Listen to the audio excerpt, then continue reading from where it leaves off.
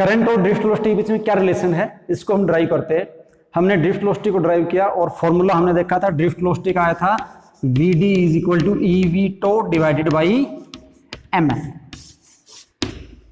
यहां से हम ये जो ड्रिफ्ट वेलोसिटी है इसका करंट से रिलेशन देखते हैं। अब आप सोचोगे कि ड्रिफ्ट वेलोसिटी का करंट से क्या रिलेशन हो सकता है, उसको आप ऐसे सोचो, क्योंकि आपको पता है करंट कब होता है, आई कब होता है। आई होता है जब भी चार्ज क्यू फ्लो करता है।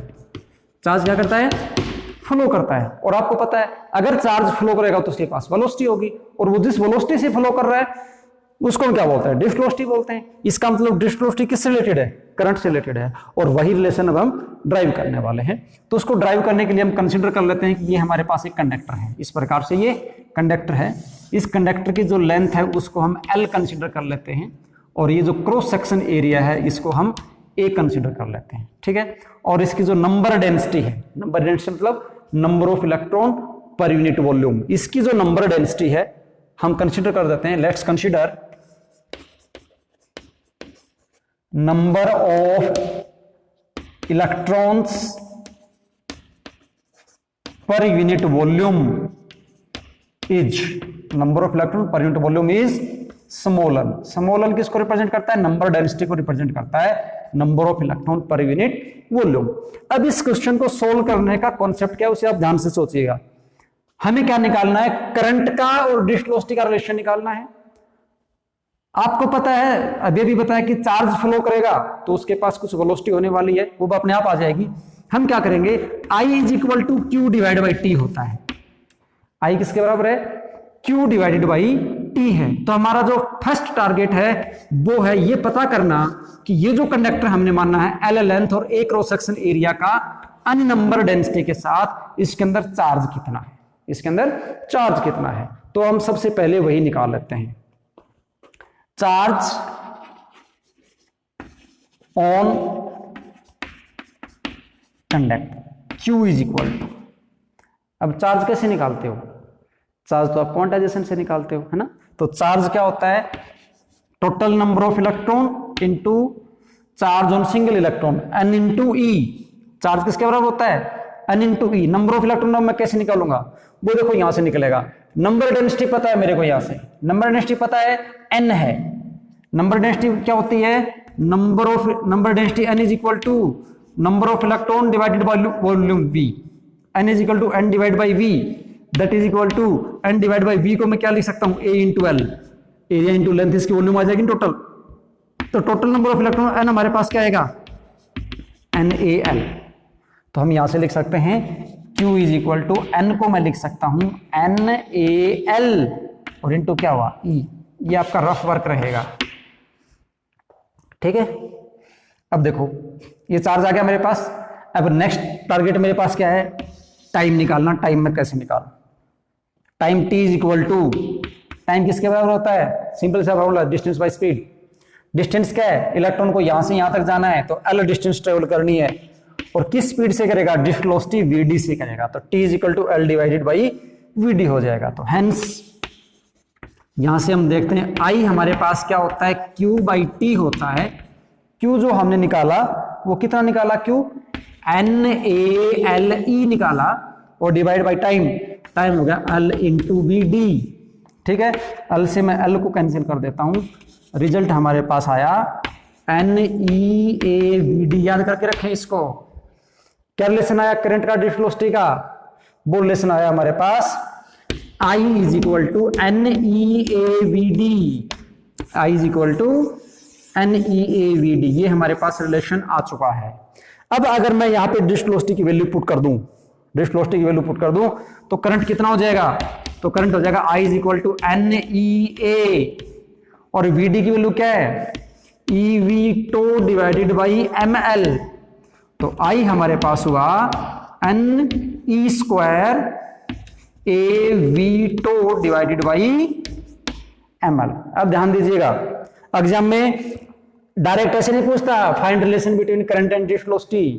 क्वेश्चन आपको ये बोलेगा find the relation of current in term of relaxation time and number density of electron, या फिर जो V बाई एल टर्म है आपके पास, V डिवाइड बाई एल, इस वी बाई को मैं क्या लिख सकता हूँ, आई इज इक्वल टू ऐसे भी लिख सकता हूँ ना, एन ई स्क्वायर ए, और वी बाई एल को लिख सकते हैं इलेक्ट्रिक फील्ड ई, तो डिवाइडेड बाई एम। तो इस क्वेश्चन को एग्जाम में आपसे ऐसे भी पूछ सकता है, find the relation of current और derive the relation of current in term of relaxation time and electric field. Relaxation time और इलेक्ट्रिक फील्ड में इस प्रकार से आप लिखोगे। तो जो टर्म आपने लिखी है मतलब समझ के रखना ताकि किसी प्रकार का कोई कंफ्यूजन ना हो, ठीक है।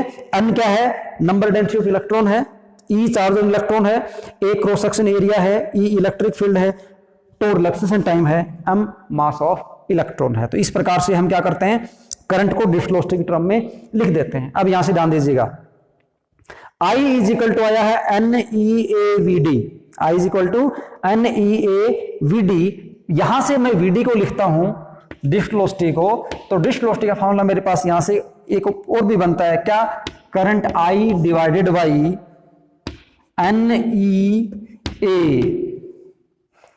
वीडी का फॉर्मूला क्या होता है, वीडी का फॉर्मूला हुआ डिफ्ट वेलोसिटी का, VD is equal to I divide by N E A, ठीक है। अब यहां से ध्यान दीजिए, जो डिफ्ट वेलोसिटी का हमारे पास जैसे ये फॉर्मूला था VD is equal to A V tau divide by M L, यहां से आप क्या देख रहे हो, इस फॉर्मूले को जब आप देखते हो तो आपको पता लगता है कि डिफ्ट वेलोसिटी लेंथ के इनवर्सली प्रोपोर्शनल है। फॉर्मूले को देख के लग रहा है आपको, बट एक्चुअली ऐसा नहीं है। डिफ्ट वेलोसिटी लेंथ पे डिपेंड नहीं करती, डिफ्ट वेलोसिटी किस पे डिपेंड करती है, क्रॉस सेक्शन एरिया पे डिपेंड करती है। किस पे डिपेंड करती है, क्रॉस सेक्शन एरिया पे। मान लीजिए आपसे पास ऐसा क्वेश्चन आ जाए कि कोई वेरिंग क्रॉस सेक्शन एरिया का कंडक्टर है, हम एक कंडक्टर बना लेते हैं जिसका क्रॉस सेक्शन एरिया फिक्स नहीं है, कोई ऐसा कंडक्टर है, यहां क्रॉस सेक्शन एरिया मान लीजिए मैंने A1 बोल दिया, और यहां का जो क्रॉस सेक्शन एरिया है उसको हम A2 बोल दें, ठीक है। तो आपसे पूछा जाएगा कि यहां जो डिफ्ट वेलोसिटी थी उसको मैं VD1 बोल देता हूं, और यहां वाली को मैं बोल देता हूं VD2। आपसे पूछेगा कि VD1 में VD2 में से बड़ा कौन है, छोटा कौन है, या दोनों बराबर है क्या, या आप ये बताओ यहां डिफ्ट वेलोसिटी कितनी होगी और यहां डिफ्ट वेलोसिटी कितनी होगी। तो आप यहां से नोट करेंगे कि ये जो VD2 है ये फास्ट है, और ये VD1 क्या है, कम है। जहां पे क्रॉस सेक्शन एरिया कम है वहां पे वेलोसिटी क्या है, फास्ट है। इधर देख लो, VD inversely proportional to cross section area आ रहा है। ऐसी इक्वेशन में आपको फिर से और याद दिला देता हूं, क्लास 11th में इक्वेशन ऑफ कंटिन्यूटी पढ़ा था आपने, इक्वेशन ऑफ कंटिन्यूटी। और इक्वेशन ऑफ कंटिन्यूटी में आपने क्या पढ़ा था, AV is equal to constant. याद करके चलो, साथ साथ में 11th भी रिवाइज होती रहेगी। कुछ कॉन्सेप्ट ऐसे हैं जो 12th और 11th के आपस में जुड़ जाते हैं, तो उनको जोड़ के याद रखोगे तो सदा तक याद रहेंगे आपको वो। ए वहां पे क्रॉस सेक्शन एरिया था, V वेलोसिटी थी, मतलब जहां पे आप क्रॉस सेक्शन एरिया डिक्रीज कर रहे थे वहां पे वेलोसिटी इंक्रीज हो जाती थी। इसको ऐसे लिख सकते थे ना, V is equal to constant है तो इनवर्सली कर देंगे A, मतलब जो वेलोसिटी होती है वो इनवर्सली प्रोपोर्शनल टू क्या होती है, क्रॉस सेक्शन एरिया के। इक्वेशन ऑफ कंटिन्यूटी पढ़ी थी, और वही कॉन्सेप्ट आप यहां भी लगा सकते हो। जहां पे क्रॉस सेक्शन एरिया कम है वहां पे डिफ्ट वेलोसिटी ज्यादा है, और यहां पे क्रॉस सेक्शन एरिया ज्यादा है वहां पे डिफ्ट वेलोसिटी कम है। ये रिलेशन है किसके बीच में, वेलोसिटी के बीच में और क्रॉस सेक्शन एरिया के बीच में, डिफ्ट वेलोसिटी के बीच में और क्रॉस सेक्शन एरिया के बीच में रिलेशन है, ध्यान रखना इसको। अब ये जो फॉर्मूला है हमारे पास I is equal to NEVD, इससे हम क्या कर सकते हैं, करंट डेंसिटी को भी लिख सकते हैं। आपको पता है करंट डेंसिटी जो होती है, करंट डेंसिटी J, वो किसके बराबर होती है, I डिवाइडेड बाई A होती है ना। और यहां से I हमारे पास किसके बराबर आया, ये आया NEAVD डिवाइडेड बाई A आया है। यहां से A को कैंसिल कर देगा, तो जो करंट डेंसिटी है J वो हमारे पास किसके बराबर हुई, NEVD। करंट डेंसिटी किस पर डिपेंड करती है, NEVD के ऊपर, ठीक है ना।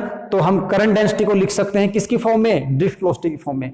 ये भी आपसे क्वेश्चन पूछा जा सकता है, write the formula of current density in the form of, in the term of drift velocity. Write the formula of current density in term of drift velocity. तो आप लिखोगे J is equal to NEVD। यहां से J is equal to I by A होता है, फॉर्मूले रखेंगे, ये फाइनल फॉर्मूला आपके पास आ जाएगा यहां से।